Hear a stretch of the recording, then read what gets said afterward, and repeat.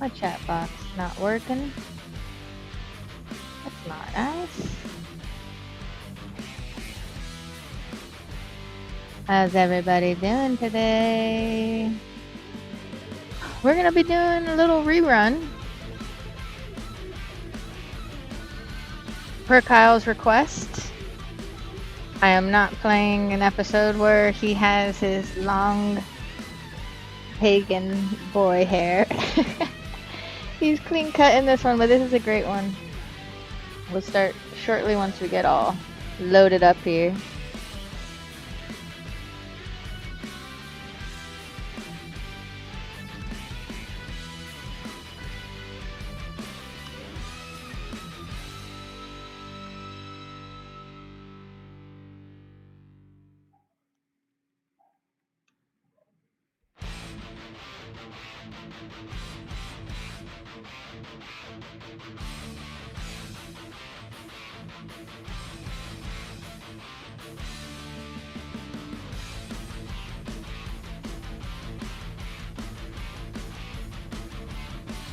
All right. How y'all doing? Give me a howdy in the chat. Our PinTech Live free shipping code for orders over $99 is PT-Odin.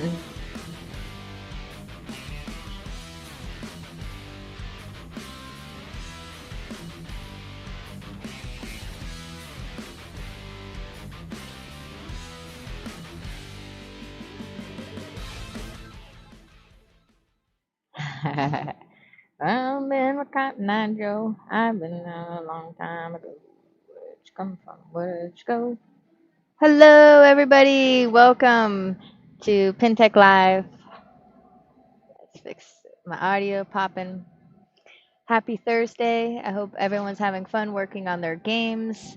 I am having fun about to start working on my games later tonight. We have a Stern Army monthly tournament on Sunday here in Paradise. And today we are going to do another rerun. I've been working on Rectifier boards a lot lately. So I found this gem from a couple years ago when Kyle was working on a rectifier board for his Bally Viking. And he actually just rebuilds the board. The board had several issues, and he takes it out of the game, does some rebuilding to it, and pops it back in, gets the game running. Uh, I usually spring for the new solderless rectifier boards that we have that makes my life a lot easier and quicker. We do have the non-solderless version, but I am really digging these solderless rectifier boards. Um, so if you're having power issues on your game and it's a classic Bally or classic Stern, then this may be what you need to make it start working again. So I'm going to drop that link in the chat for anyone who's looking to get rectified. Can you guys hear that in the background? What would you do with a drunken sailor early in the morning? I got Jaws of Ivy. I have lots of games to clean. I have some drop target mechs to fix and to rebuild. It's just, hi, Spunky. Spunky, you're a badass. I just wanted to say that, let you know. But yeah, here's the link to the solderless rectifier board because these new boards are pretty freaking great and save a lot of time. Um, like I said, it's for classic Bally and Stern, classic Stern games. A slew of them. There is slight differences in the installation if you are running with a older Future Spa or Space Invaders or KISS. So just check the notes on the product page, and if you run into any issues, just hit us up, sales at Marco Pinball. Hello, Ron. See you soon at Expo. Speaking of Expo, everything we're doing right now is just planning for Expo. We are bringing our big Marco parts, pinball parts superstore. So lots of parts are going to be for sale up there. This is the first time we're bringing a huge selection of pinball parts up to the show since I want to say 2019, and even then we didn't bring as much as what we plan on. Like back then, it was more about merch, all our different shirt size. I'm not gonna bring all of our shirts. We have like I just counted them like 10 different styles now. You can buy those on the website. But I will bring a couple of shirt designs. Our Brad Albright tech design that glows in the dark, and hopefully the new Dirty Donnie Pinchantress design. I'm trying to get hoodies made for y'all. So hopefully I have those printed in time to bring some up for Expo. If not, they'll be on our website afterwards. Um, I am so stoked for Expo. We're just at a month away. Let's see, they have this really stressful counter on their website that says that we are 27 days, 5 hours, 52 minutes and 29 seconds, 28 seconds, 27, 26, and I'm wearing my hat. Nobody cares, Emoto. Work harder to remind me to keep pushing through to make this a really awesome experience for all of us. We are teamed up with Fast Pinball, Trident Pinball, and the Strictly Customs group on Facebook to bring another epic homebrew area. We're switching the layout this time, so we're not going to be under that mezzanine with those nasty lights that are we have to cover or are creating crazy glare. We're going to have a bunch of canopies to stick games under to also help with glare, help with sound, so you can hear these cool, special, one-of-a-kind games play. And right now we have 30 games registered. If we can get more, there's a few folks on the fence. I think we can get back up to 40 by the time we hit the show. Maybe more would be super, super exciting. But I'm really stoked for the 30 games that are coming. A lot of new games. This will be their first time showing their game, and it'll be at Pinball Expo. Other stuff with that is we'll be doing our homebrew and custom games award. That's going to be Saturday night at the booth at 9 p.m. It's pretty informal, but we'll put Aaron up on a table and have him a mic and be the best hype man that he is. He's a freaking natural, Aaron Davis with Fast Pinball. So that'll be really fun to celebrate the makers together. There's also some other sort of award stuff happening throughout the weekend where we have some special industry judges walking around playing the games, taking notes, giving feedback. More info on that later once it's hard confirmed and we can start publicly announcing it.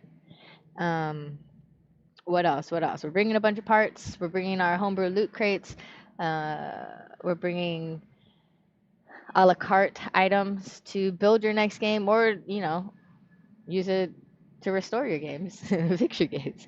Going to be presenting a lot of our top product lines, new cool tools like this.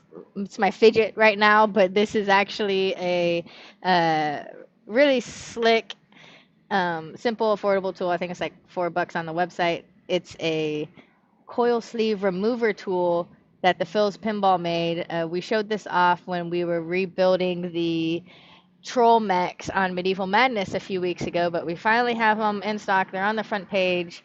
They come in a variety of colors, but it's slick. You put it in the, so you're working with a coil sleeve. It's not coming out. It's all jammed. You want to get it out.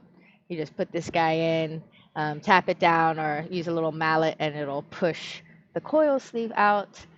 Super simple. Phil is working on making a lot of these kind of like tech quality of life tools that just make our jobs go a lot quicker in the field. It also has a little quarter-inch hex hole, so as you're kind of like going through the games, you can just kind of do the little tightening you need to under the playfield.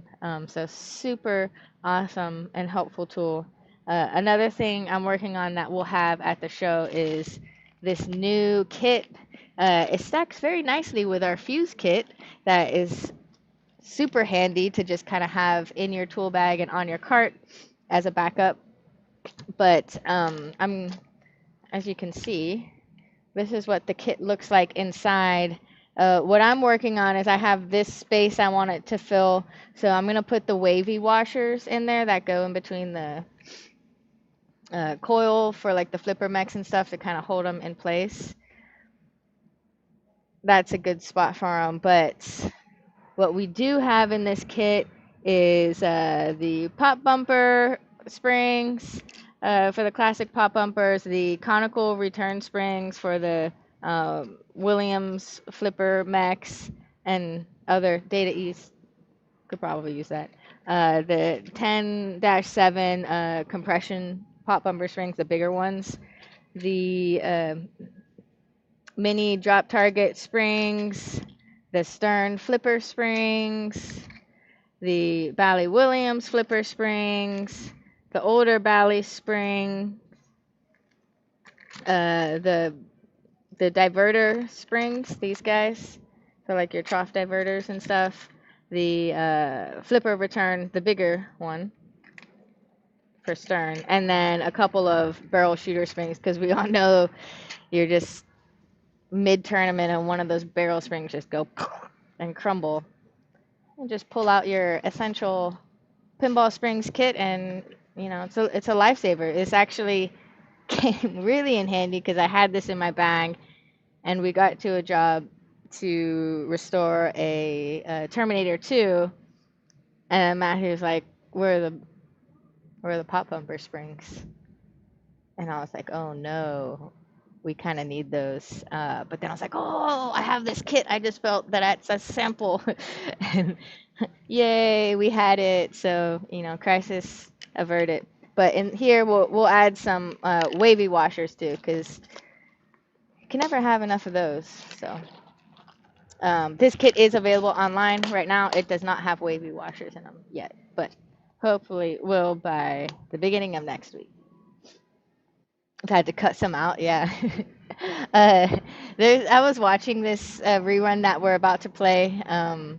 It's the episode where Kyle's working on a Bally Rectifier board, and if you stayed to the very end, Colin, now I can't even remember what it was because it was this morning, but oh, I do remember. We were talking about fireworks, and you said something really funny, and Kyle said something really funny, and it was really endearing because those were tough times during COVID, but it gave us a chance to start this live stream, and we all had less busy lives in a way, so we were able to all jump online constantly together and chat, and it was fun memories. I miss those days for the PinTech Live aspect, where it was just uh, Kyle in the studio working on games, all of us hanging out in the chat, learning from each other. So, doing my best to keep that alive, keep streaming every Thursday as much as I can. And some of that includes reruns, but it's good because we haven't seen this footage in a while, and you're not going to dig through our 300 something plus videos on our YouTube channel to go watch it. This is just like turning on your TV and seeing what's on. It's reruns. We all love a good rerun. Hi, CNK. So, who all in the chat is coming to Pinball Expo this year? Because that is what it's all about right now. I didn't even finish telling you all the things that we plan on doing there, but just come out to the show, come hang out with us. We'll be in our homebrew area set up, and homebrew and custom games. So there's two. We're gonna be in the maker space, and we're gonna have some cool interactive areas. One doing live demos on restoring a classic game with Matthew Talley from Links Arcade and Phil Forrester Jr. from the Phil's Pinball. They'll be doing live Yopsicle installs, live repinning boards, uh, general servicing and restoring a game and upgrading it. On the other side, we'll have soldering stations and 3D printer stations and kind of like a DIY build your pinball machine or work on it, your custom game area for us to work on. And um, like I said, we have 30 games registered so far, and many of them we've never seen before. So it's super, super, super exciting.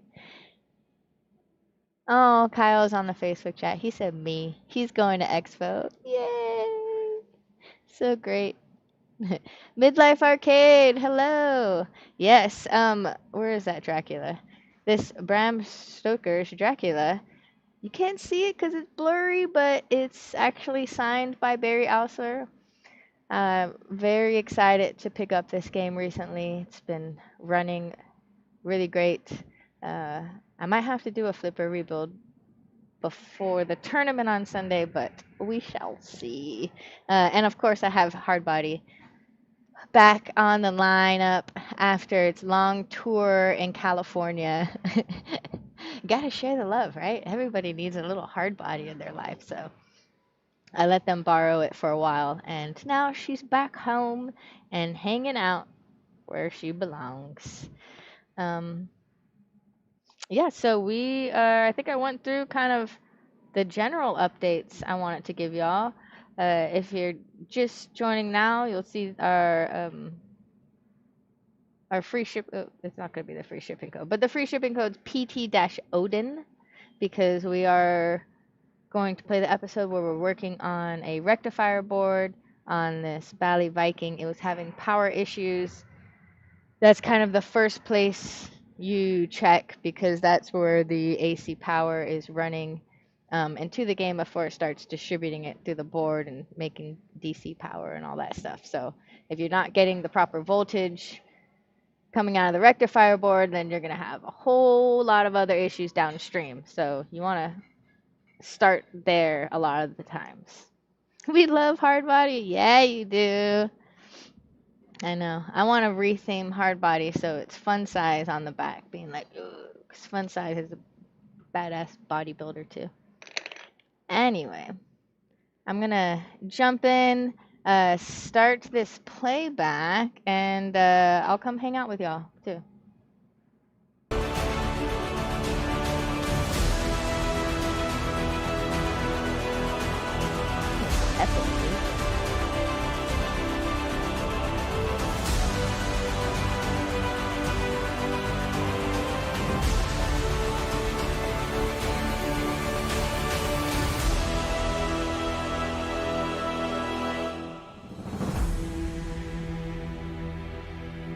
Oh, Spunky. Can you send me a picture of your future spa rectifier board cables? I'm going to hit you up on Discord because I need that to help me with a game that is totally messed up with the rectifier board. And I need to figure out which colors go where. It's a mess. The header cable was completely missing. The wires were like soldered directly to test points and some directly to the pins. So I did get a new rectifier board, but I just wanted to double check that I have all the colors in the right spots. Sweet.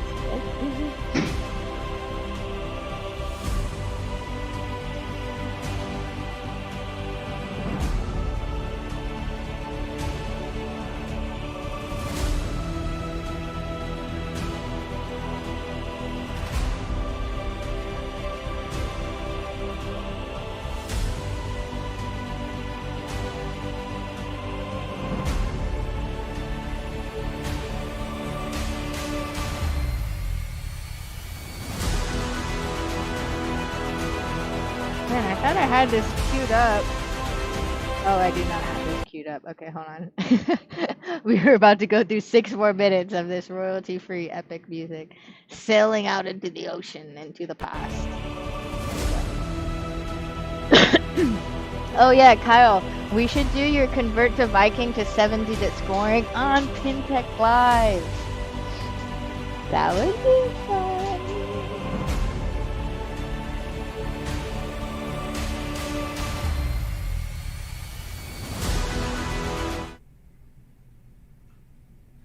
Hello.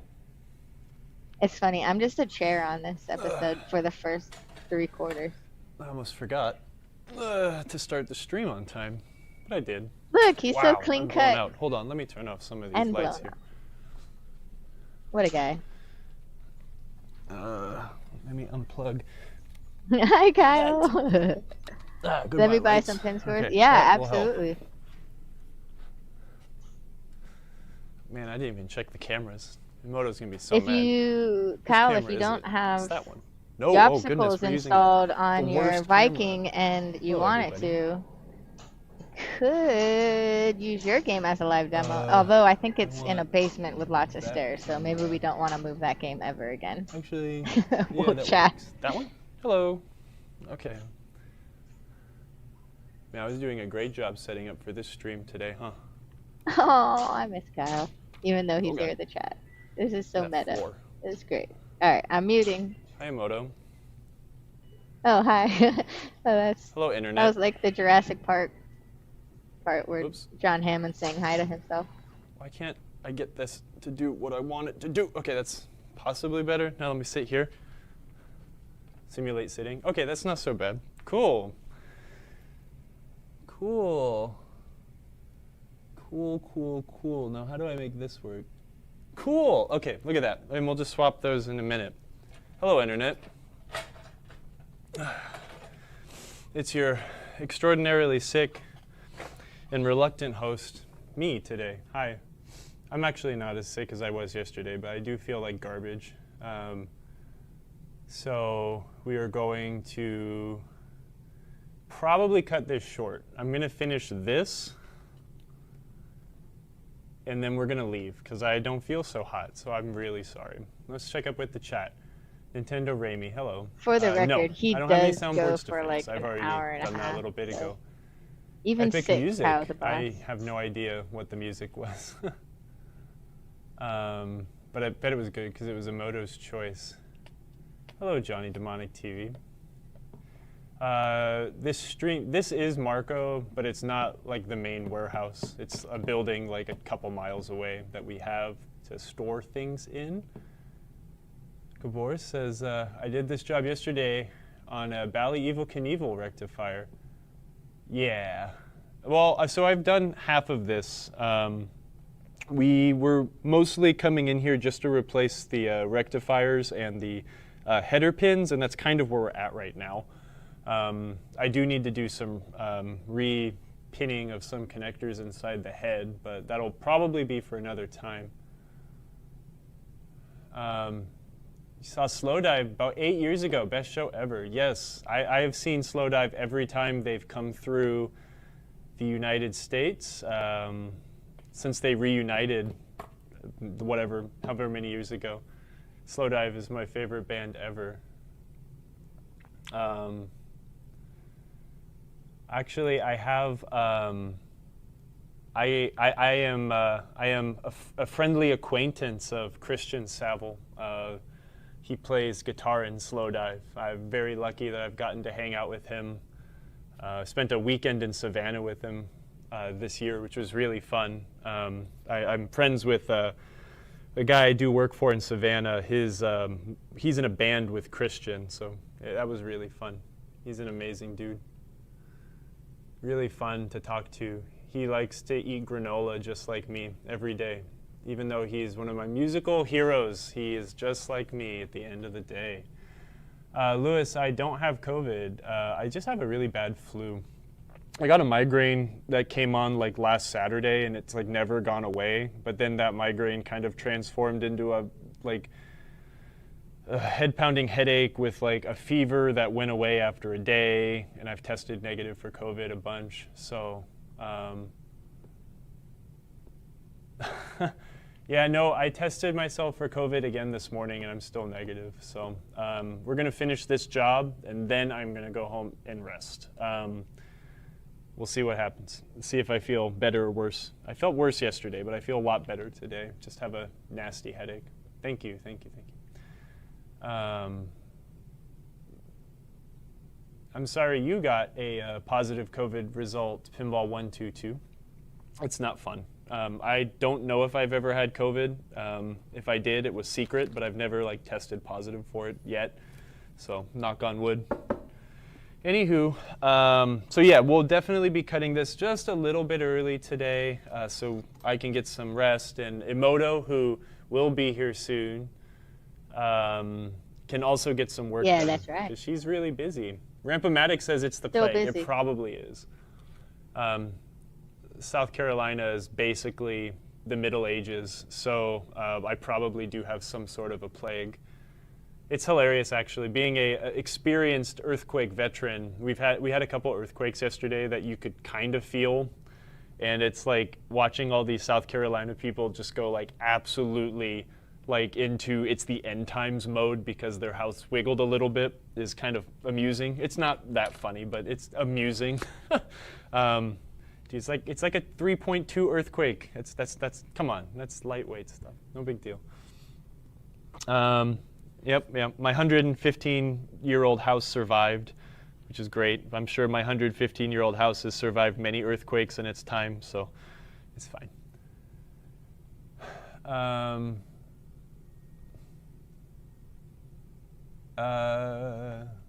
Is Emoto the one that greets you when you call Marco? Yes, it actually is. Emoto is the one that greets you on the phone. So everyone now call Marco and then just hang up immediately. Actually, you want to know something funny? Thanks for the reminder. I think in that phone greeting that Emoto does, or something with our system, it's like, if you want to place a new order, press 1. If you want to call about an existing order, press 2. It makes no difference. You just push whatever and you get to people. They have no idea what you're calling about. So there's a pro tip behind the scenes.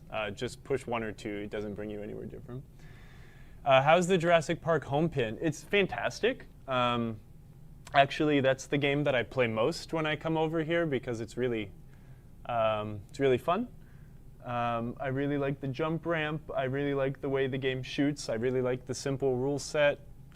Simple, but not like not simple in a negative way. Simple in a, I can gather what I'm supposed to do after playing like 2 games on it. So it's a good game. What level of earthquake tilts a pinball machine? I guess it depends on your tilt, really. But I'd say once you get over to that like 4.5 to 5 magnitudes, that's when things start to get really weird. If none of you have ever really experienced an earthquake, it is a little off-putting. It's very strange. But you kind of get this sensation of, I guess, like, the actual sound of an earthquake is kind of the weirdest part because it sounds like the trash compactor is kind of going, like there's this weird ominous rumble. But when you get the smaller earthquakes, the oscillations are a little quicker, so it kind of feels like you may be in one of those like vibrating chairs like at the fairgrounds or something like that. But the like a big earthquake is really weird because you don't get these fast oscillations. You get these ones that feel more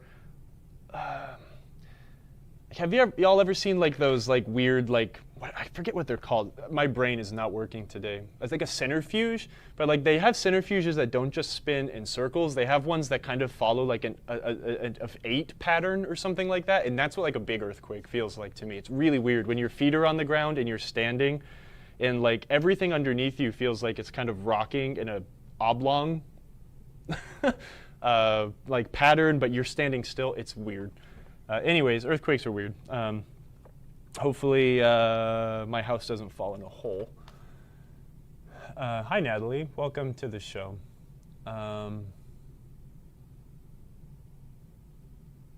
Experienced a small one in Indiana 45 years ago. Really weird feeling with the floor beneath you. Yeah.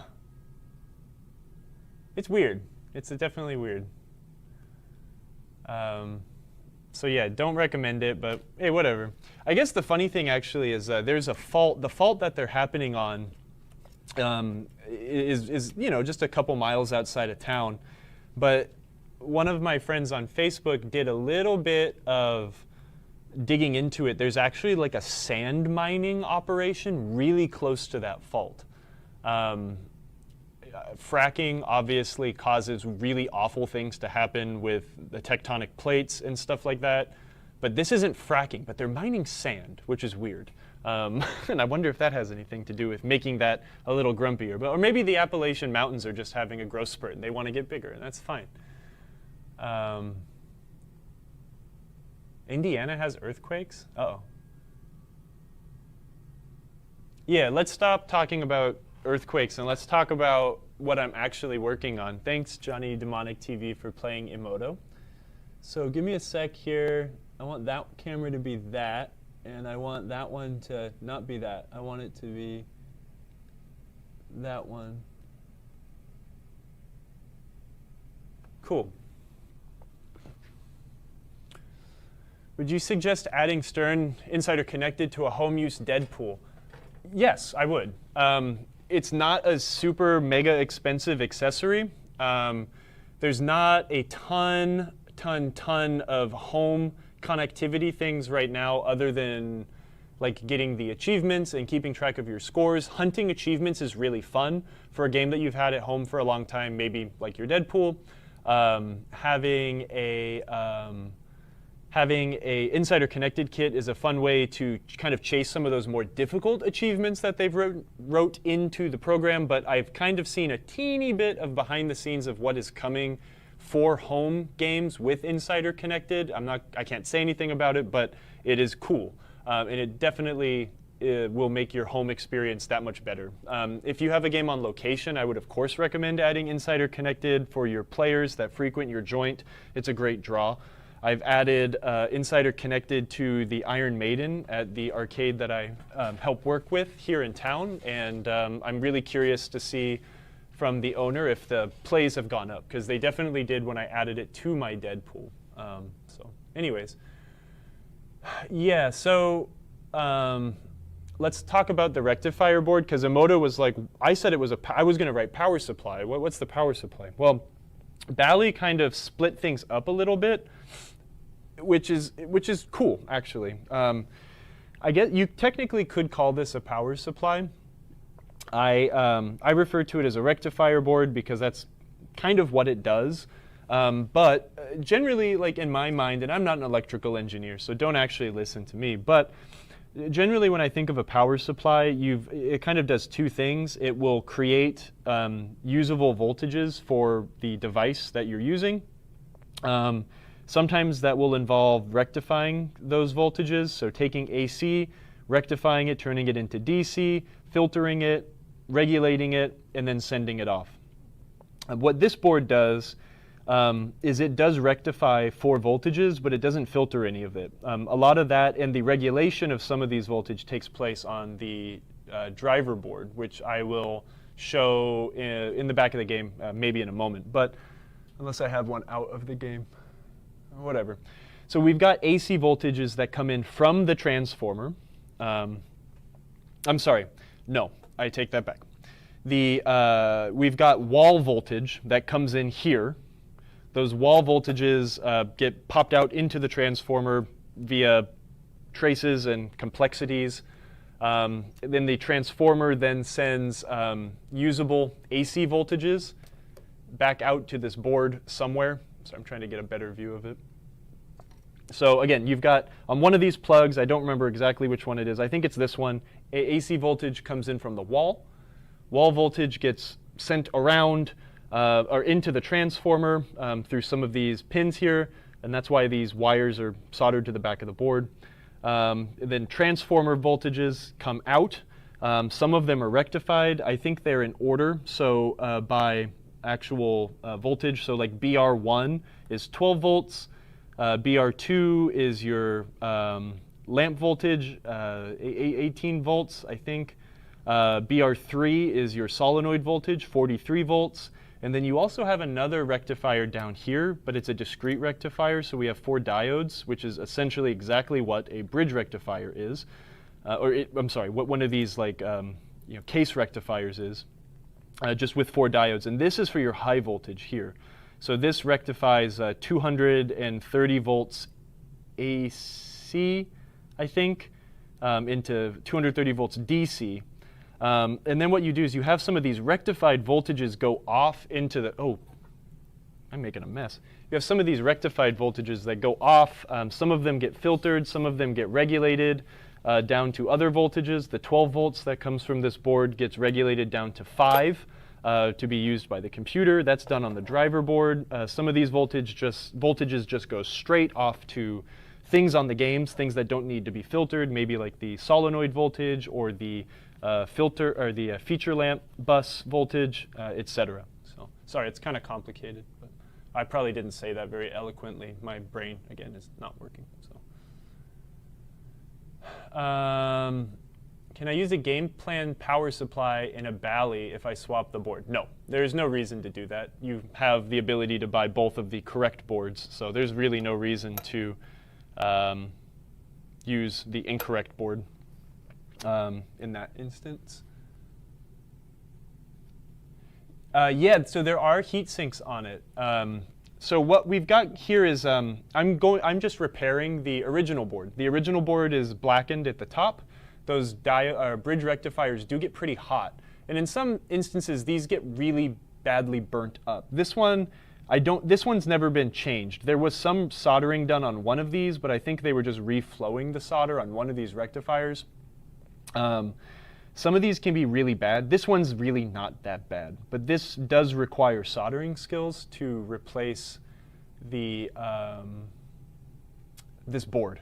If you do have a badly burnt up one, you will need to replace it, and that involves soldering all of these wires onto the back in their correct spots. You cannot get these wrong. You will blow things up.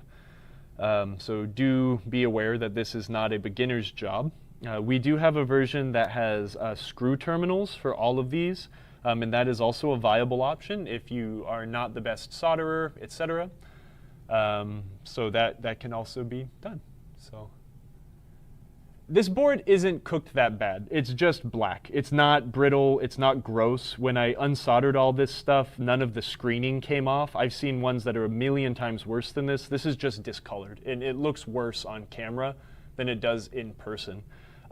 These big cement resistors are very inefficient. I mean, these big resistors are just heat sinks. They just bleed a ton of heat, and that's what kind of makes the board start to discolor. But this one's really not that bad. If it was bad, I would have changed it, but this one's not that bad, which is why I'm going through all the work to make it nice again. Also, I take pride in this Viking and being almost all original hardware, so I'm going to try to keep it that way as long as possible. Oh, Nintendo Ramy asked about a transformer. I don't know the question to that answer, but it's not hard to find a Bally transformer. They're abundant for people that have parted these out. I think also HomePin makes a modern transformer drop-in that has a replacement board and transformer. So you can look for that, but it's not hard to find a Bally transformer. No, y'all, I swear, this one's really not that bad. It just looks bad on camera. It's not super toasty or anything. So, hey, APB Enterprises, thank you for, wow, 24 months. Oh, 2 whole years. Man, you're amazing. Thank you for subscribing to us. Emoto will be back in just a moment. She actually stepped out to get her stepdaughter from school, summer school. So, hi, Colin.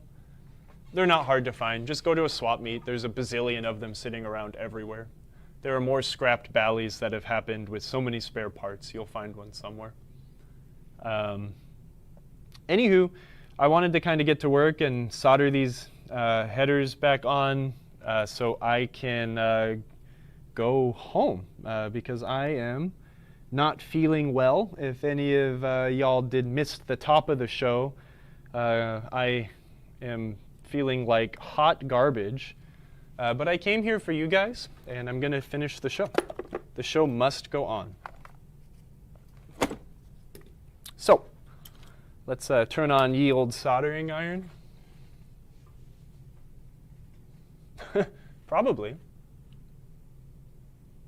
More scrapped Bally's than Sterns? I don't know. Probably, because Bally made more games. So I would imagine there are definitely more scrapped Bally games than there are scrapped Stern games. I am not doing well. I had a really bad migraine come on this weekend, and then it's like turned into a flu that's not a flu, and I've tested negative for COVID a bunch, but I still feel like hot garbage, so I am going to go... This chat is live that you're seeing in your chat box. The chat on the screen is from 2 years ago, just to clarify that. And my voice right now, this is Yumoto. This is live today at September 18th, 2025. Take an early day. I was feeling really bad yesterday, and today I'm feeling less bad, but I seem to be doing worse as the day progresses. My head starts to pound more, so I can't forget you guys. Oh no, and I put the wrong code. PT-lamps will be active shortly. Sorry about that. Thought it was PT-Odin. It's the other Norse god, the god of light. So unfortunately, we will not be busting out the oscilloscope and poking that board today. I can barely even think straight, let alone figure out, have enough brain power to bust out the scope. So unfortunately, we'll have to wait for next week. Yeah, honestly, I might not even come to work tomorrow. I might just take a sick day and rest, but we'll see. I can also do a lot of work from home, so we'll see. I just need some R&R, you know. Sometimes R&R is the best medicine, and I don't get enough R&R. So I'm going to suck out one hole here that was not perfectly sucked clean. Hey, Josh, you're here. God, Josh, can you tell me if when you collected from Iron Maiden, has Iron Maiden had a boost in income at all since we've installed the Insider Connected kit, or has it not been long enough yet? I'm curious. I love how we didn't know what was going to go on with Insider Connected yet. It's all still so fresh. Did you get the swab? My daughter showed negative at 2 home tests, didn't show positive till she got the swab. I did not get the swab this time. I should, but I don't have other COVID-like symptoms, so I did not get the swab, but I should. This is leaded solder just because I have so much of it around. I am going to stop using leaded solder because it will go away eventually, and I need to get used to using leadless solder. Just whatever you do, don't use plumber's solder. Yeah. Because that will not I've used work it the way before. you It's want it. fine. I just am cheap, and I've been running off the same bunch of spools of solder that I bought at Fry's Electronics many years ago. Leaded solder is definitely easier to use, but it's going the way of the dodo, so better get with the times. These headers can be difficult to solder in because some of the traces you are soldering to are very thick, and they take a long time to suck up that heat. So what I'm doing here is I'm not touching the pin that I'm soldering on. I am holding the outside pins of this connector.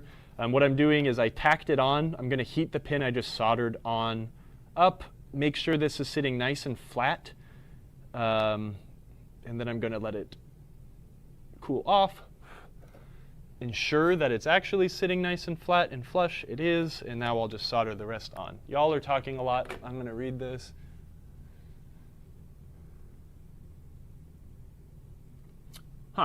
Pin guy's giving me migraine updates. That's great. Or tips. I'll try that. I get temperature-related migraines, so like when it's hot and then it gets cold, or when it's cold and then it gets hot, that seems to trigger migraines sometimes, which is frustrating. Generally, a dark room and just relaxing will help, but I should try that too. Pinball Gramps, you're correct. I should go get a real test, definitely. I haven't checked the plays or stats just yet, but I'm curious after just a week if it has caused it to go up at all, but we'll see as time goes on.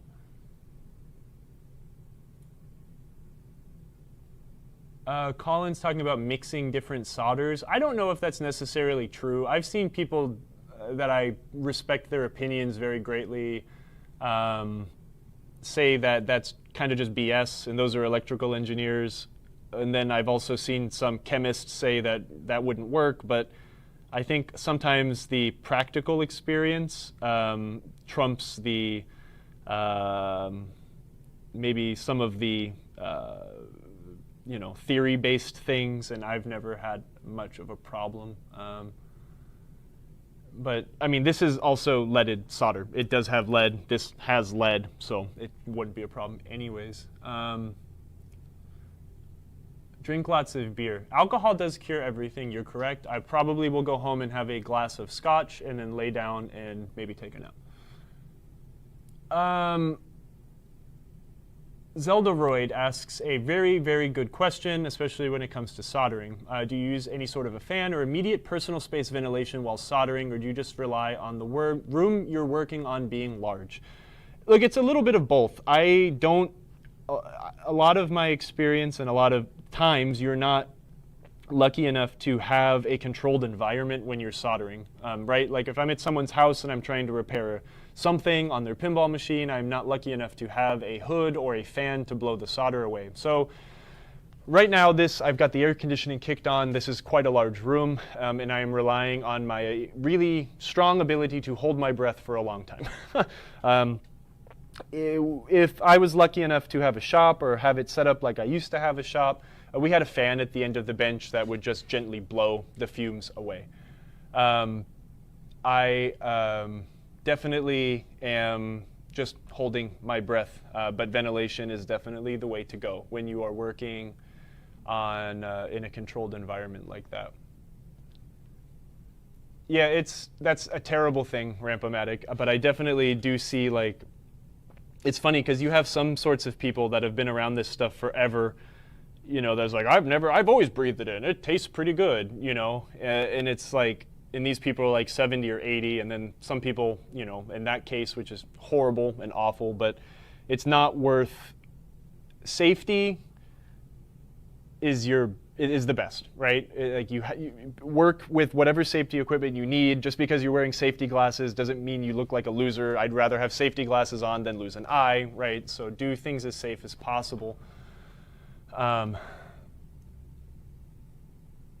Look, just be as safe as you can with the equipment you have. I have always not breathed this stuff in as much as I can. I try to keep away. I hold my breath. You try what you can get. When I have my own shop again, one day, when I am doing pinball repair for life, I will have a ventilation system and a fan, always. So.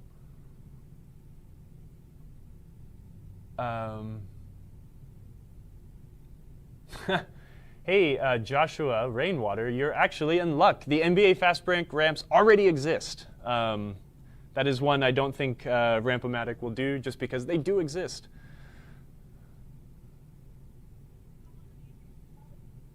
When Simoto gets back, we will get that resolved. I think we're using the same exact code from last week, but it should also be valid for this week. Maybe she just forgot to do some magic on the back end. So we will have Emoto check on that once she returns. Code is active from playing bus and driver. Now. Sorry about that, but we'll get it rectified. Oh, get it rectified. We're working on a rectifier board. All right, Gma's going to be here at 3. I can actually hear Emoto right now on Zoom, so she should be here any minute. and we can all say, Emoto, nothing works, help us, help us, help us. I don't want to give people advice on like their absolute personal safety when it comes to working around hazardous chemicals. I will tell you what I have done, and that's about it. I can't give you a good recommendation. The good recommendation is please stand by all safety protocols, such as having a hood and good ventilation.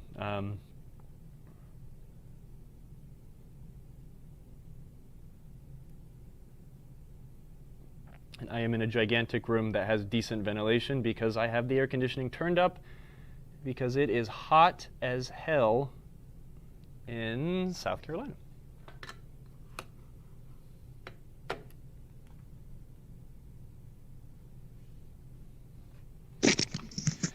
Yes, and also, Josh, as you know, we stock all of the Starship Fantasy ramps, and I have those in stock, so you're in luck, my friend. We definitely need to get new ramps in that. Hi, Emoto. Hi, I forgot to mute my mic and my video, so you guys got to watch my computer chair hang out and probably heard me come in with my kids. Yes, we heard something but hello, about everybody. Grandma's going to be there soon, and we were fine because I wanted everyone to see the empty chair to let them know that you would be back eventually. Oh, gotcha. Yeah, I'm here, everybody. So we do have one issue, Emoto. What's up, CNK and Cowboy? The free shipping code is not functioning. It says that it expired already, so I don't know if you need to just go change the date. Free shipping code today is PT-Odin. Oh, okay. We didn't change the video. Sorry, I thought I swapped it, but I didn't. So sorry, everybody. Look at that. So just kidding. Whoever had stuff in their cart ready to go, PT-Odin.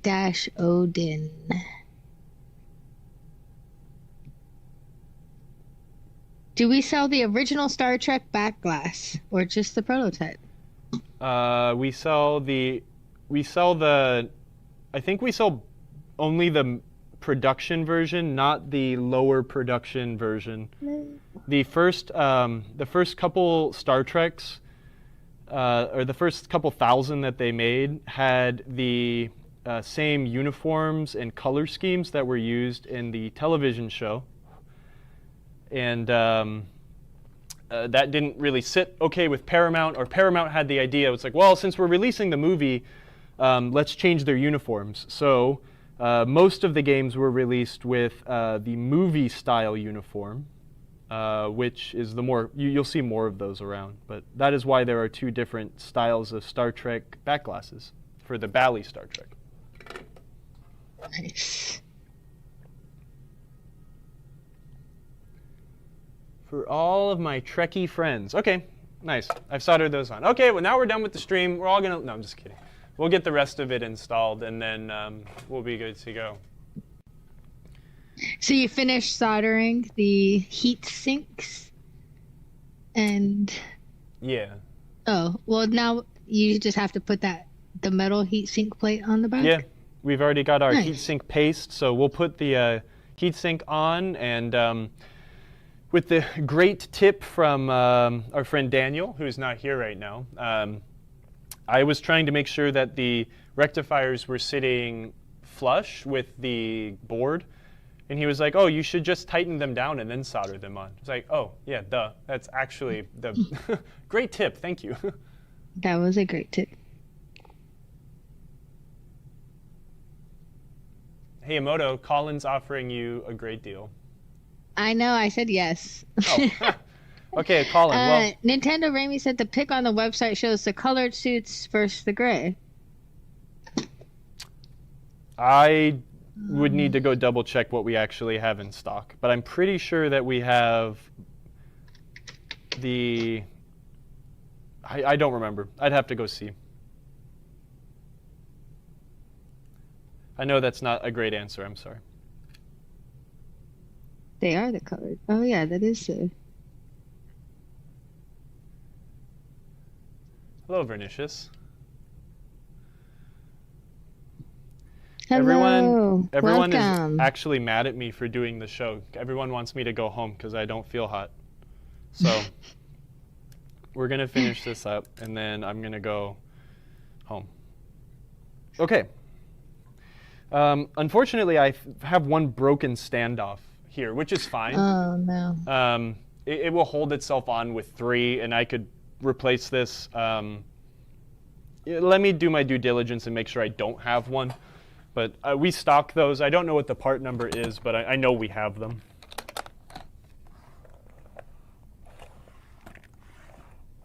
Where would these be in my box of horrors? Probably in here. Yep. Did you just say box of horrors? I have a box of horrors. Pinball parts is my box of horrors, just FYI, if anyone was curious. Nope, I don't have one. I don't have the correct one. I have some standoffs, but not the ones we need for this job. So, oh well. 3 out of 4 is okay to me right now. Okay.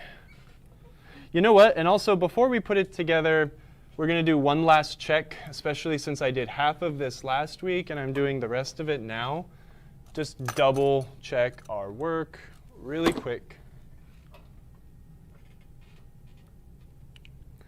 I'm using my jeweler's loop here to make sure that we have lovely connections. Nothing is bridged where it should not be bridged.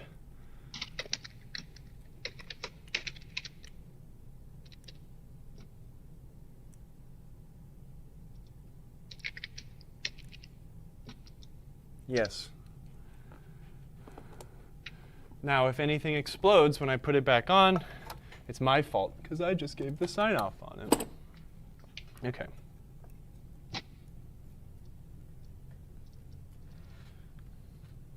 Oh. My heatsink just fell off, and I lost a screw when I turned it upside down.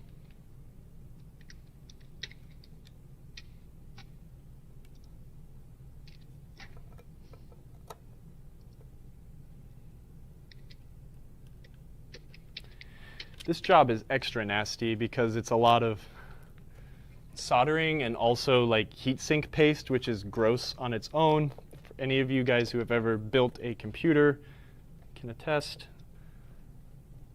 or worked on anything that requires icky, sticky heatsink paste.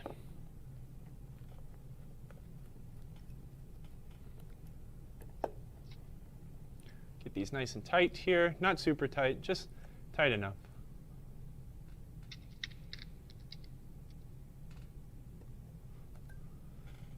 All right. Excellent. Now we can get in here and solder the rest of our rectifiers down. Ugh. Yeah, I need to replace all of these damn standoffs. None of them are really doing their job. The standoffs are there to hold the board down. I guess they're also, it's also kind of like double held on via the screws that hold the rectifiers down. I will need to replace these, but again, thankfully you can do that with the with this still installed in the game. It's easier to work on on the bench, but it's okay. Let's do a little bit of soldering. So yeah. I'm going to get skinnier solder. I have to order or get another roll of my thicker solder. Since I don't do as much traveling work anymore, I always forget to refill my tools.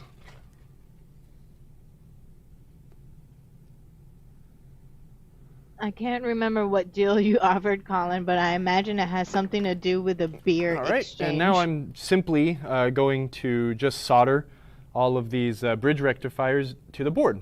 These will also take a while to solder, heat up the pads fully, so you really want to make sure that you're placing your heat from the iron on the board to heat up that trace that needs to, well, not only the board, but heat up the board and the component itself.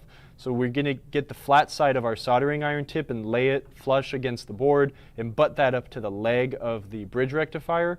That way we will have good heat conduction both ways. We don't want to just lay hot solder on the board if the component's not cool, or if the component's not hot, because that is how we create a cold solder joint. The reason this is kind of important here is just because the trace is gigantic, and it's going to act like a giant heat sink for the soldering iron. So. Oh, okay. That's good. Generally what I'll do is I'll work on one side, right? I'll lay the soldering iron down here and I'll apply the solder opposite. And if it's melting the solder on the trace away from the soldering iron, that's how I know that the pad is like fully heated and it is ready to take on some solder. This is being nitpicky, but it's also important, I guess. Seems like pretty good practice. This is also why you do need your soldering iron to heat up to like 800 degrees sometimes. Mine's only at 750 right now. I should bump it up a little, but it's okay.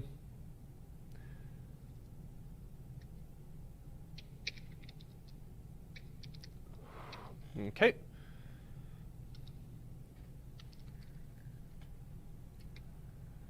Thank you, Pinball Gramps. I appreciate it. I am going to go home and take care of myself again. This time with some scotch, because that's going to definitely make me feel even better. Or make me want to fall asleep a little more, that's all. Nap time.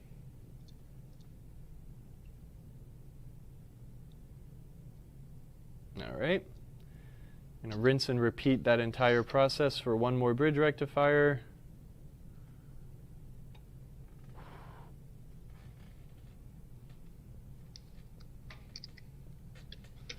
Whee! Get all that nasty smoke away. I think I got lost on a thought, but the Johnny Demonic was like, wait, aren't there supposed to be heat sinks on that thing? Yeah, so some of the replacement boards you'll get for these have the heat sinks on the other side, and the bridge rectifiers will also be on this side, not on the back. And that's a better way to do it, but the way that they did it back in the day was they had these skinny bridge rectifiers that would sit on the back of this board with a plate that would then attach to this giant bracket. And this entire bracket that holds the transformer and this board is essentially the heat sink for these three rectifiers. So the reason why a lot of the replacement boards don't do it that way is because this package size resistor or bridge rectifier is ancient and no longer available. So even though that we as Marco sell a replacement for it, it's not exactly the same size. They're a little taller than the originals. So if you were going to work on your board here, and then what was I lost? I'm sorry. This is my sickness brain. You need to replace all three of them as a set. When you replace all three of them as a set, they're all going to be the same thickness. If you replaced one, the new one is going to sit taller and thus not allow the other ones to touch the heat sink and cool off. So.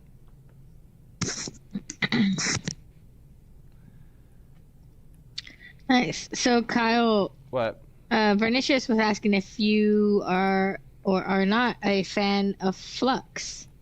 What are your thoughts on Flux and suggestions for it? I didn't clean the backside of the board. I'm a huge fan of Flux. I have some Flux, and I forgot to. With Flux. Oh, I'm sorry.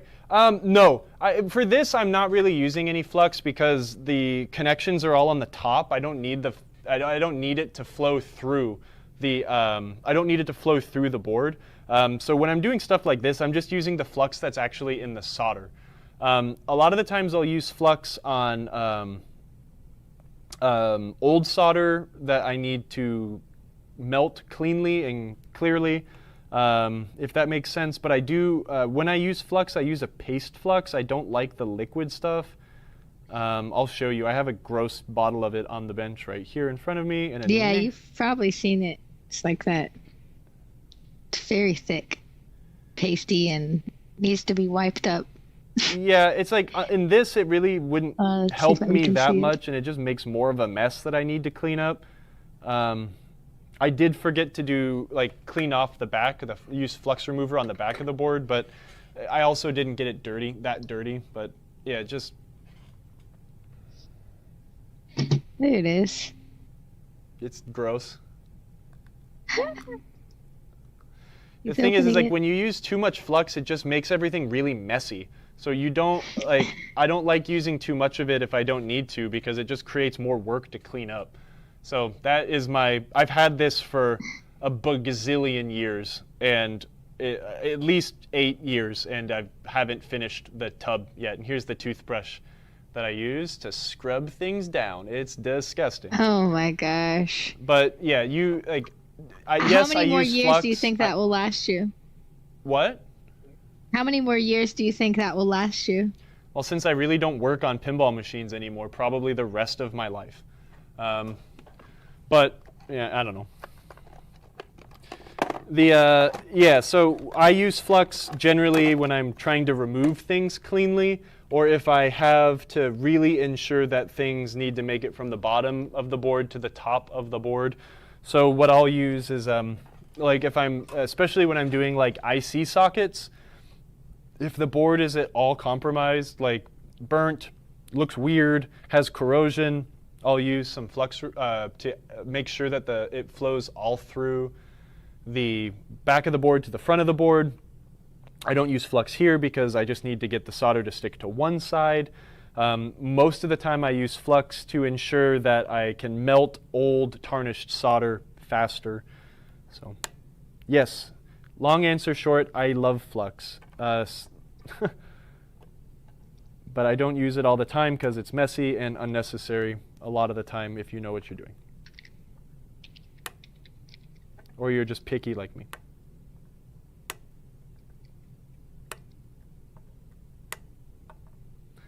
I'm also not an expert, and the way I do things is not necessarily the correct way. But I will give you my opinion. Ta-da! That's not so bad. So I think one of the next things we're going to do, because we're not going to end this really. Oh, wait, Vernicious says, follow-up question. What do you have to be very careful to avoid when soldering bridge rectifiers or anything, really? Don't burn things. Make sure that you've heated up the component and the board nicely so things flow the way they need to. You know, those are the really important things. I've done more thorough soldering examples a long time ago on this show. Probably maybe would want to check out some of those. I don't remember really where they were. Vernicia said, so burning a little on the board is not a big deal? No, absolutely not. I mean, look at this board, right? It's pretty gross to begin with. It's got, it's not gross, but it's tarnished. Those rectifiers have gotten hot, and they've discolored the board. But it's not burnt. It's not bad. It's just discolored, right? What you see a lot on these boards is that when things go really bad, you'll literally burn holes where those bridge rectifiers were, and then that's when they become unserviceable. This one is absolutely serviceable still. I like Digirati Ohm's treatment for sickness right there. I think that's a great trick. See, that's a great way to open up your sinuses. Sounds great. Make you feel You should good. do it. Yeah, I should do that, huh? I'm gonna have a sip of this delicious scotch. Man, I just haven't got, seen and that will Digirati really Ohm cure in me. so long. But I will say it. Anyways, let's do 2025, still my a Pokemon modification I do girlfriend. like to do on these old games. So he's It's around. not 100% necessary. We did it on Skateball. Not Skateball. What's that game called? Strikes and Spares. Ugh. But what we'll do is we will add a bypass for the 12 volts that goes from one of these connectors here up to the playfield. So what we have is, I think that this is what this connector is this one is your wall voltage input. Again, that's why it's very important to know what you're doing when you're touching this board. Either unplug your pinball machine or ensure that you remove the 120 volts that goes to this board. I believe it is this plug. You've got power to the playfield? No. How do they? Actually, let's bust out the manual so I don't say this wrong.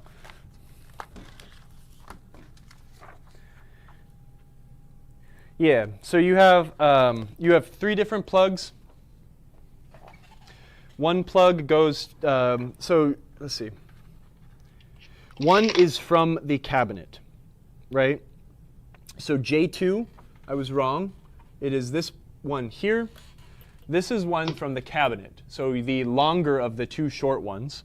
That is from the cabinet. So we've got AC power coming in, AC return, and then the power plug ground is all on this plug. This also distributes power back into the cabinet, right? So we've got, on the manual it's showing me we've got our flipper voltages here, right? Because the switches inside the cabinet supply ground to the flippers. So we need to supply flipper juice here. We've got general illumination here. And we also have that's what I just said. We have general illumination here as well for the coin door, etc. The small plug here supplies power to the playfield. So we've got a general illumination bus. We've got 2 general illumination buses. We've got our switched illumination bus, or feature lamp, and our solenoid bus, all right here. And then the long plug here goes to the back box. So that's where we've got DC voltages coming out that go to the back box to get filtered, etc. The back box then distributes these voltages elsewhere via the driver board and stuff like that. So this is the safety plug here, J2. Make sure you know what you're doing when you're messing with this. Please, or just unplug your game. I don't want you to zap yourself. I have zapped myself multiple times working on these boards because I felt like I knew what I was doing and I made a mistake. So don't be like me. Anywho, we're going to run a patch wire here.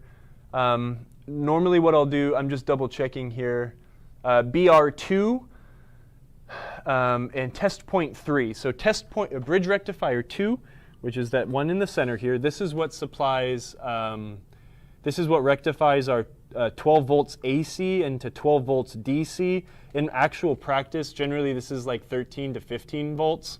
But what we're going to do is we're going to solder a wire here to our test point. And then we are also going to solder a wire to the ground, which would be this bit of the bridge rectifier. What that will do is it's going to bypass one of the pins on this guy. So what happens is your 12 volts, there's a skinny little orange wire that attaches to one of these pins. Actually, let's go back to the manual. I can tell you exactly what it's next to. Oh, should I pull it up? I want to pull it up. It's cool. I can show you here, actually. Or no, just do it.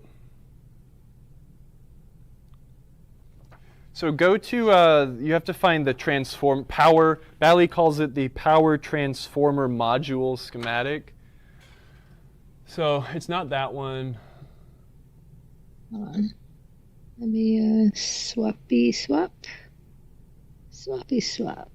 Jaded, yes. Stick big screwdrivers. Digirati, I've got a 12-year Belvini single barrel scotch that I got that is quite good. I'm starting on something a little light while we're going through my Scotch journey with one of my friends who really wants to take me to a Scotch club in Scotland. So, I mean, sorry, in London. So scroll down, or scroll up. Actually. You said you too? Oh. No. Scroll up. We need to find a different page. That page would work, but keep going. Keep going. Keep going. Keep going. Wait, go back down. Nope, keep going up. I was like, okay. Keep going up. Okay, it's this one. So scroll to the right.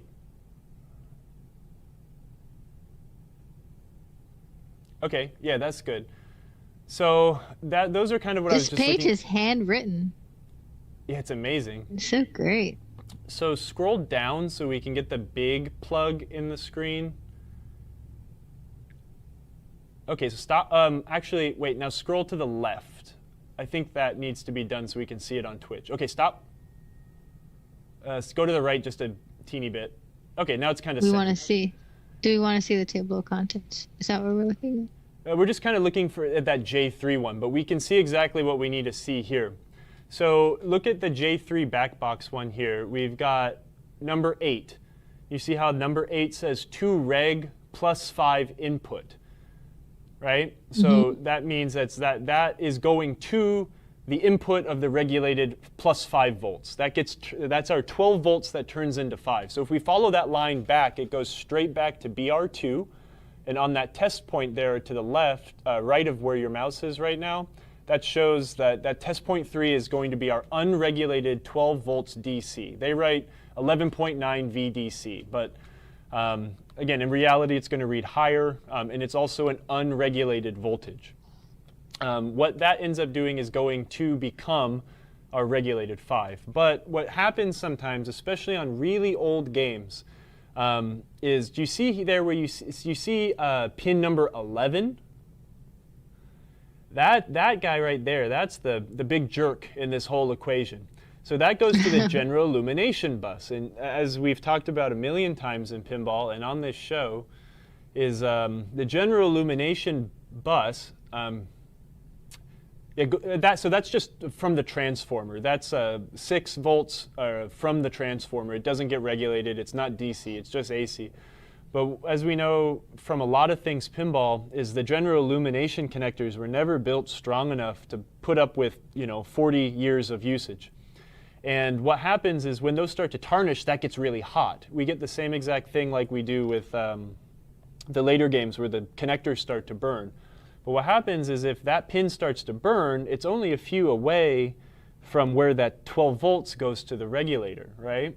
So long story short, when that gets effed up, it burns the pin, and then that 12 volts never makes it to the thing. It makes the game not work anymore. Blah, blah, blah.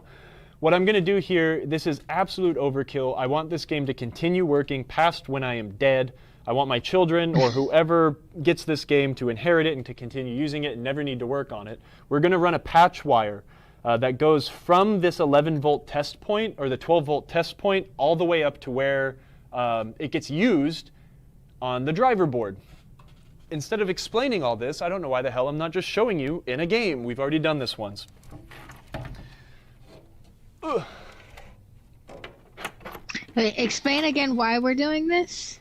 We're doing this because Why? I am very anal, and I am also trying to be very thorough. And I've never done this on this game, so I want to do it now. So let's look at strikes and spares really quick, and I'll just show you what we did because we've already done this one. Okay. Right? I have this harness set up here. This is attached to the test point there. The black wire is attached to the ground on the bridge rectifier. These run straight up to the filter capacitor. So, and actually you can see there's that skinny orange wire right there that transports all 12 volts, which run your entire game. So that goes into here. That 12 volts then goes down through here, gets filtered in this capacitor, and then that goes into this 5 volt regulator. This turns 12 volts into a bunch of heat in 5 volts and sends it back out here. Then that 5 volts goes to run your computer, all your displays, etc. So this is just an extra anal mod that I like to put in to ensure that the 12 volts is interrupted forever. Uninterrupted forever. Uninterrupted. Okay. Yeah. I was like, wait, what? And again, Okay. this wouldn't happen Makes because sense. we're also changing a bunch of the lamps to LEDs and we're reducing the current draw on there, but it's just kind of fun to do and it's redundant. Kyle loves Molex. Right, Kyle? Yeah, very much so. But again, I'm just doing this to be super redundant because it just makes me happy. So I'm going to try to undo some of the deficiencies from the original design to make the game work forever. I want these things to stick around longer than I do, because that is now my life's work, I guess. Yeah, it's your legacy. I guess that's actually kind of depressing to think that this is, but it's also kind of exciting too. No, I mean it's cool. Do you put those little like a little tag that says Black Cat Pinball worked on this at No. this date? Why? I don't know. You should. You know what I do though? Like every time I work on a dog soccer, I have. Can you tilt down? Oh yeah, so I'm we sorry. can Every see time I work on a beautiful dog snow? soccer, and I take the soccer ball off, I always write Kyle was here and then put the date Aw. on the playfield in a Sharpie. But you'll That's never messed up. see it unless you clean that soccer ball.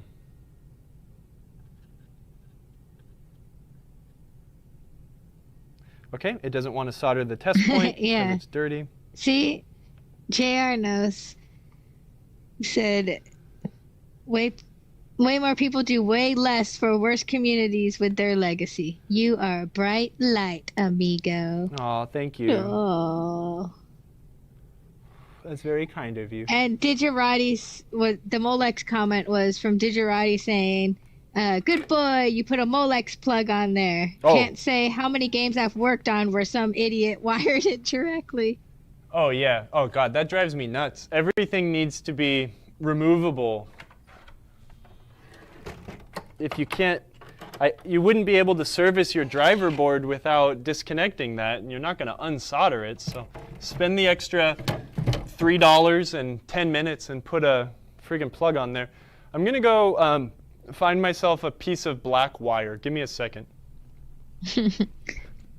And Jaded, you're right. Hopefully, all of the games that Kyle touches are definitely going to last until the year 2100.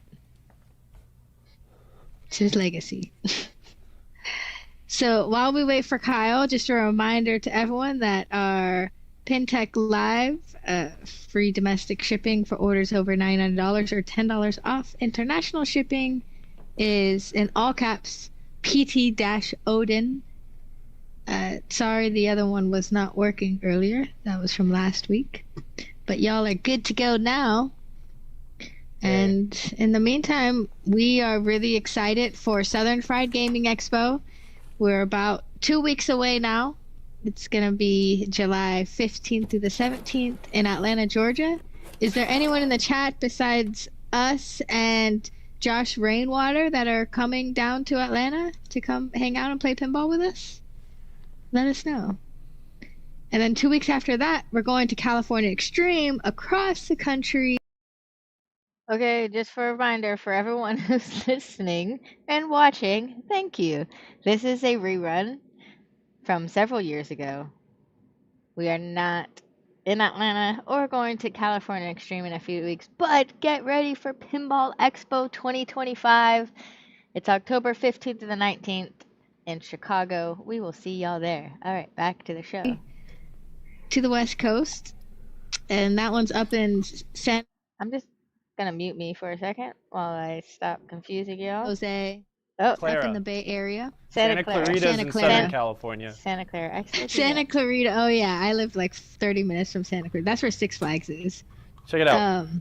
Santa Clara. We're gonna So if use you guys pink are coming wire. to that show too, drop it in the chat so we can look out for you. What did you just put in there? I can focus. Oh, Pink look, wire. Molly Hatchet gifted a sub to C&K. You're awesome. Oh, thank you, Thank you. Molly. Thanks, We're gonna use CNK, pink for wire. hanging out with us so much lately. It's been awesome, dude. Pink wire. Yep, because That's not standard. I can't find any black wire. I used to have a big wiring harness in here. This is why I dislike communal spaces. Let me go on a rant. I used to have a big wiring harness in here that I'd cut pieces of things off, and now it's just disappeared. So I'm not saying someone stole it, but maybe. But anyways, look where this wire came from. Misplaced. Dun dun dun. Nice. They use lots of pink wire. Jersey Jack does use some really great Digirati colors. pinball will definitely be around in the year 2525. None of us will be around to prove it, but I can guarantee it. And Jaded, I thought you lived in Arizona. Well, we wish you could come to Southern Fried too, and hopefully we can catch you at a where's show one Jaded of these days. I haven't heard from Jade in a while. Gotta check in with him too. All right. I'm gonna use this pink wire for ground. Pink is probably my favorite Thank color. you, Josh. Talk to you soon. Shout out to Transmission Arcade. Show. I am not scared of putting pink in my Viking, so that's what we're gonna do. I'm gonna solder this wire here to the negative of the bridge rectifier. All of them are tied to the same thing, so I'm going to just use the one that's closest. That way I can bundle these wires together easier when I'm going in to make my harness. I don't think I'm going to make the other side of the harness today because I want to go home as much as I love you guys. But let's make this side of the harness, and then when we start next week, we can reinstall this, make the other side of the harness, and we can bust out the oscilloscope, hopefully with someone smarter than me to help us look, and we'll see if we can find the output and see where we can find that problem with that output. This circuit is so simple, we should be able to figure this out extraordinarily easily. Okay, so I know we have some electrical engineers here. Give me some help. I think when you're using Molex plugs correctly, the driven device is supposed to plug in with this plug, correct? So since this is supplying the voltage, this should have this receptacle. Is that correct? Hello, Daniel. Oh, Daniel just got here. Repeat the question. Hi, Daniel. No, actually, I have a question. Daniel, did you figure out if you have a bad EGR valve? Is your car working again? I think the thing I always forget, so to me, this is what I would call a female plug, because this accepts this receptacle. We're not going over the birds and the bees, but you guys can get it. The thing is an actual standardization of this stuff. The female plug uses the male pins, right? When you're using these Molex pins, you have a pin that is shaped like this, and you have a pin that is shaped like this. So what I would call the male plug, this one, accepts the female pin. So in electrical engineer speak, they call this the female side because it has the female pin. I call this the male plug because it sticks into the other one. Whatever. I think actually I got it backwards. I think that the driven device is going to get this plug because this plug has the male pins. Oh. I think. But that's why I want, it doesn't matter in reality, but there's an electrical engineer here and it'd be really funny to have them remind me how this Magician works. said the hot side should be the more protected side. And then Daniel said you're right on the Molex connector. The hot side should have the protected And side. Okay, got it. Gabor said correct. Yes, okay, so the hot side gets this one, which is protected. It is much harder to stick your fingers in here and zap yourself. So this plug, which I would call the male plug, receives the female pins, and it is from the driving device, which would be here. The driver board, which is receiving these volts, would get this. Now, this is the whole is female. But the problem is this is also backwards because in the circuit, the way I'm setting this up right now, if you were to unplug this, this would also be live. It would also have 12 volts on it. But again, it doesn't matter. I just like to try to get things right, and I like to learn these facts because that's what makes life interesting.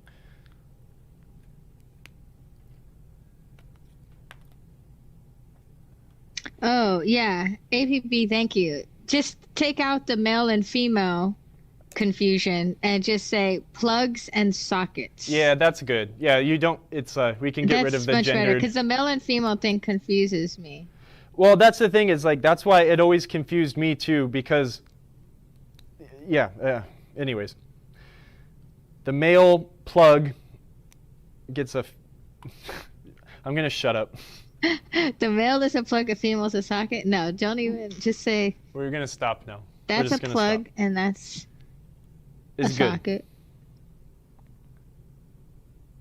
Because male plugs have holes and female sockets have plug. I don't know.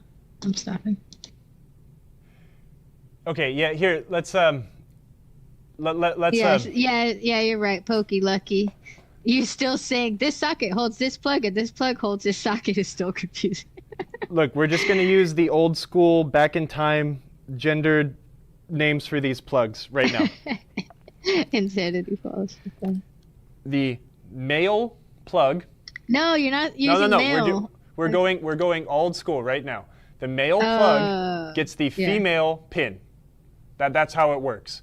The female plug gets the male pin. You have to. That's the way I've remembered it because I have to remember it's backwards, and that's how I've remembered it, and I've never gotten it wrong since someone instructed me that. I was mostly curious on the driven device, which side of the plug and socket gets what. The male plug gets the female receptacles. Wait, hold on. You're taking out gender. The plug gets the receptacle, and then the pins go in the sockets. Sure. This is why I'm a visual person. I just want to see this item here goes into this other item.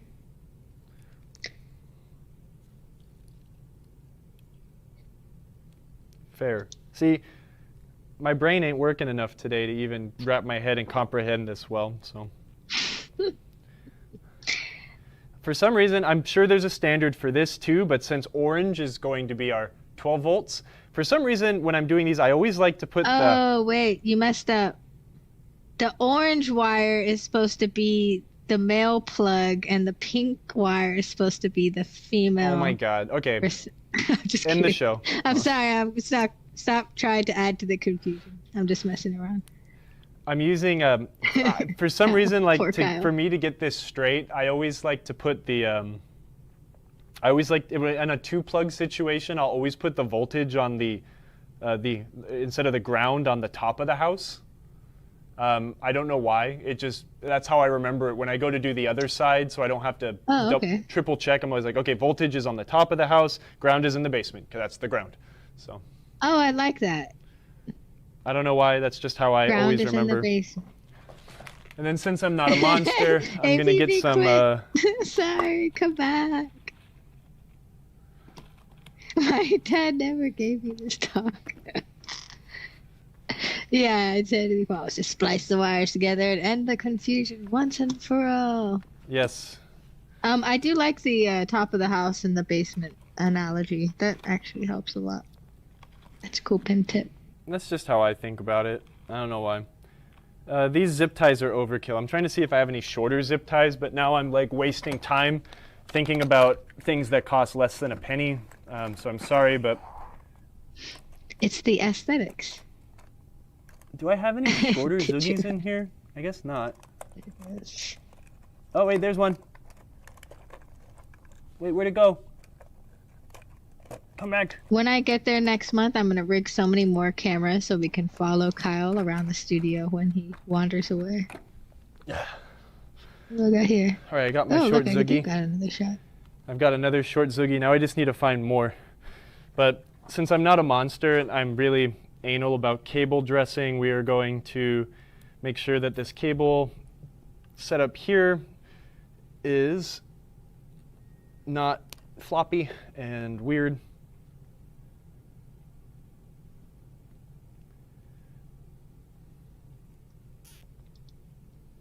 APB says use telco butt spices. It will be fine. I'm sure Andrew was sitting there just horrified watching me use the non-proper crimping tool to crimp these connectors. I'm sorry. I'm a one tool kind of guy for this. There's a Molex engineer that's just rolling in his grave right now. I'm going to throw this garbage away. And then we'll kind of review what we've done. And I'm going to go, well, we'll cut the stream a little early today. I'm sorry for all of that, but. So. Nintendo Rami said, where's the wax tape? Do you use wax tape? Wax tape? No. Wax tape. Oh, like cord cover? I don't know. CNK said, which machine has the two big Molex that get swapped and causes big problems? Williams games. Early Williams. Yeah, early Williams games. I've done that before. This is a cool lot shot. of work for myself.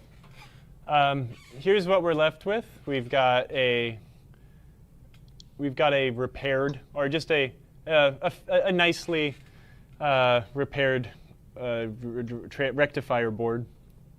We installed new headers because the old ones were definitely tarnished and icky. We installed 3 new bridge rectifiers. They were all working previously, but when we were working on the game, we saw that some of the lamps were quite dim. And when they're quite dim, that could mean that our feature lamp rectifier is starting to go. So, yeah. Ta-da! That's it. And now we've installed this little harness here using a great rainbow sherbet color scheme. It actually is pretty. To should do that to all of them.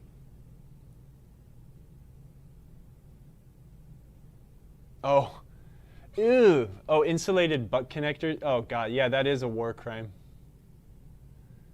Oh, whatever they use on EM. Yeah, Nintendo Rami. That's always been referred to me as catgut. It's a weird, gross thing, but like, yeah, I guess it is. It's just a wax tape. But what he's referring to is like what they use to tie the wiring harnesses together on EMs. Oh. Yeah.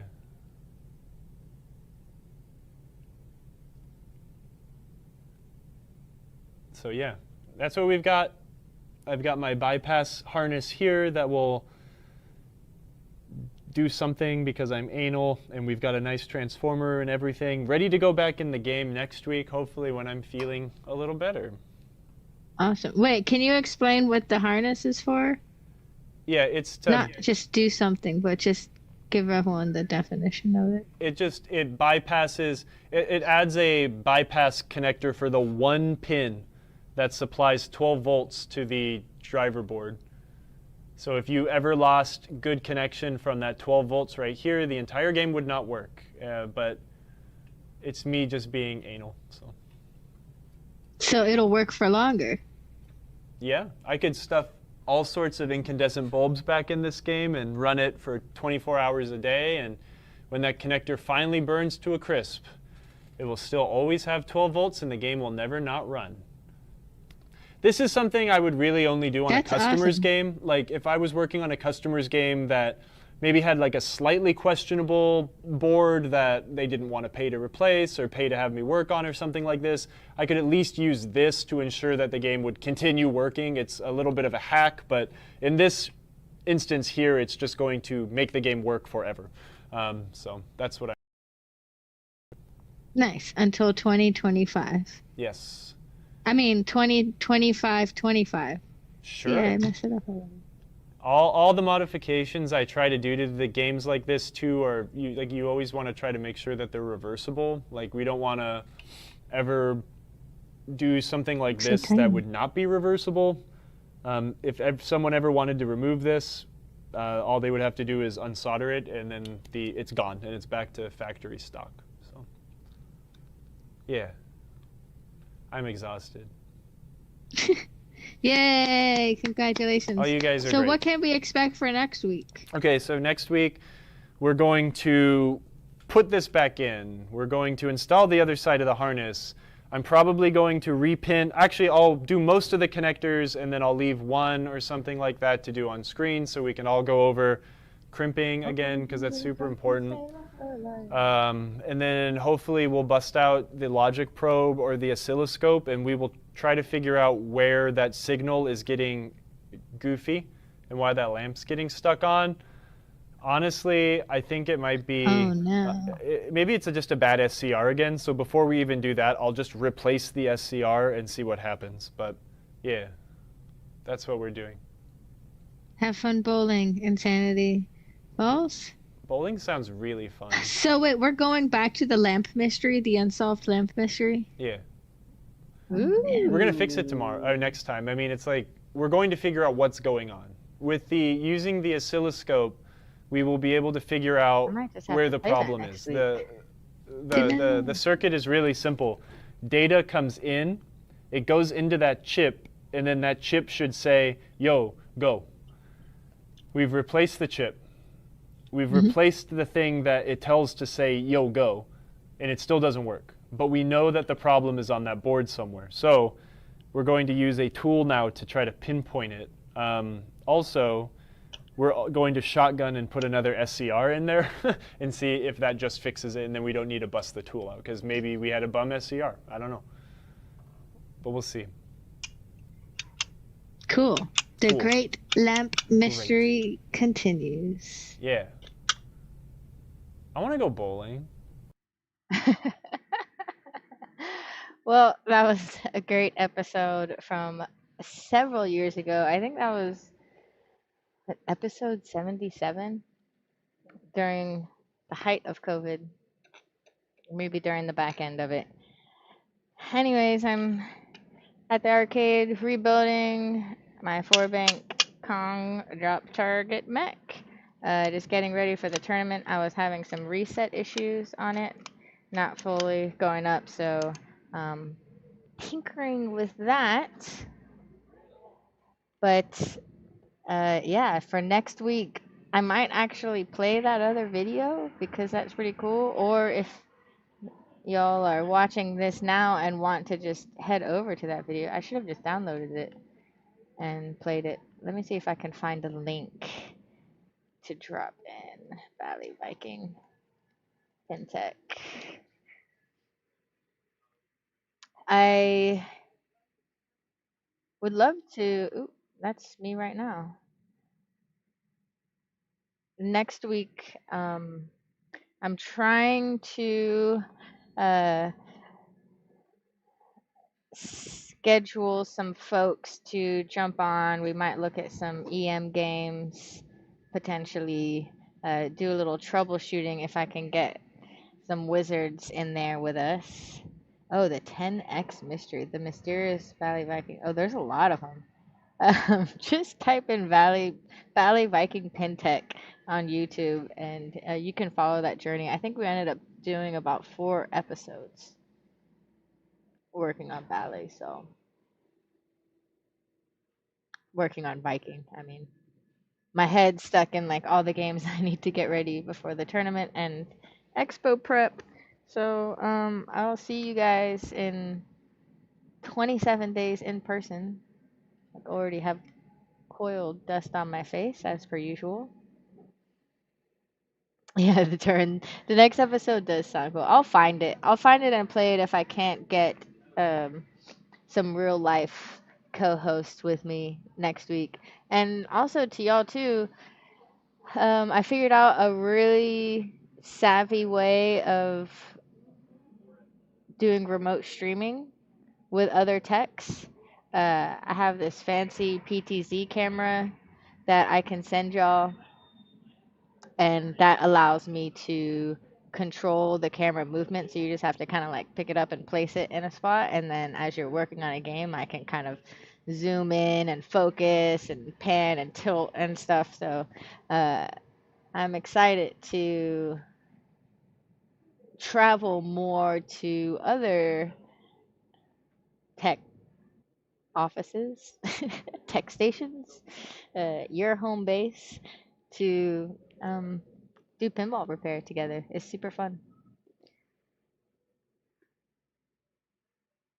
Yeah. Let's find some folks to raid on Twitch.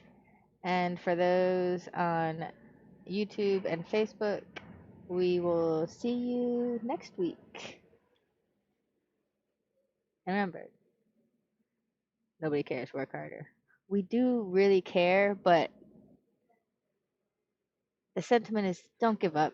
Just keep going. Keep pushing. You got this. We believe in you. Keep working hard, folks. It's fun. Especially if you're working on pinball.